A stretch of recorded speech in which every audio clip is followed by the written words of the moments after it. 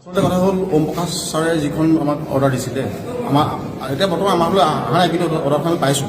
সেই অৰ্ডাৰখনৰ মতে সেই আমি যেতিয়া নৈশ ডিউটিত থাকিম, তাত যদি কিবা বস্তু হেৰায়, সেই হেৰুৱাৰ দায়িত্ব গোটেই খৰচ বহন আমি কৰিব লাগিব। আমিতো কোনো পুলিচ প্ৰশাসনৰ মানুহ নহয়, আমিতো কোনো প্ৰশিক্ষণ লোৱা মানুহ নহয়। আজিৰ দিনত যিসকল চুৰ কৰিবলৈ আহে তেওঁলোকে মানসৰ হাতত লৈ আহে, তেনেস্থলত আমাক কোনো হেৰি নিদিয়াকৈ, কোনো প্ৰশিক্ষণ নিদিয়াকৈ আমি কেনেকৈ সেই খৰচখিনি বহন কৰিম? আমাৰ নিৰাপত্তা কোনে দিব? আমাৰ পৰিয়াল আছে, আমাৰ ঘৰ সংসাৰ আছে। আচলতে চতুৰ্থ শ্ৰেণীৰ কৰ্মচাৰী যদি নৈশ ডিউটিত থাকে, তেওঁ পৰিয়াল থাকিবৰ কাৰণে এটা ঘৰ দিব লাগে, তেওঁলোকৰ কাৰণে এটা ক্ৰছ দিব লাগে, তেওঁলোকৰ কাৰণে পৰ্যাপ্ত পৰিমাণৰ সুবিধা দিব লাগে, আৰু তেওঁলোকৰ গেট পেটো বঢ়াব লাগে। কাৰণ তেওঁলোকৰ বন্ধ নাইকিয়া, দেওবাৰ শনিবাৰ কোনো বন্ধ, পূজা বন্ধ কোনো নাইকিয়া, তেওঁ নৈশ ডিউটি কৰিব লাগিব।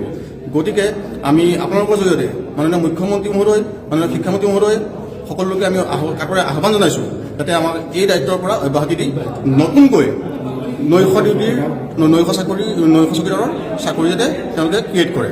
ধন্যবাদ। আজি আমাৰ সদৌ অসম চতুৰ্থ শ্ৰেণী কৰ্মচাৰী সন্থাৰ এখন সাধাৰণ সভা অনুষ্ঠিত কৰাইছে, আৰু ইয়াত দিছে ওম প্ৰকাশ ছাৰে যে আমি চতুৰ্থ শ্ৰেণী কৰ্মচাৰীৰ যিবিলাক কৰ্মচাৰী আছে অসমত, সেই সদস্য বন্ধুসকলে অসমৰ যিমানবোৰ বিদ্যালয় আছে সেই বিদ্যালয়ৰ চতুৰ্থ শ্ৰেণীৰ কৰ্মচাৰীসকলে দিনৰ ভাগত কাম কৰিও তেখেতসকলে ৰাতিও ডিউটি কৰিব লাগিব। কিয় কৰিব লাগিব? যে ইতিমধ্যে আমাৰ বিদ্যালয়বিলাকত IT বা লেপটপ, কম্পিউটাৰ, বিভিন্ন সা সৰঞ্জাম সঁজুলি ইতিমধ্যে আমাৰ দিয়া হৈছে, যে সেইবিলাক যদি চুৰি হৈ থাকে ইয়াৰ দায়িত্ব তাৰমানে আমাৰ চৰকাৰী কৰ্মচাৰীসকলে, চতুৰ্থ শ্ৰেণীৰ কৰ্মচাৰীসকলৰ ওপৰত ন্যস্ত কৰাৰ কাৰণে তেওঁলোকে এটা অৰ্ডাৰ উলিয়াই দিছে, আৰু এই অৰ্ডাৰটোত আমাৰ ক্ষোভ আছে, আমাৰ অসন্মতি আছে।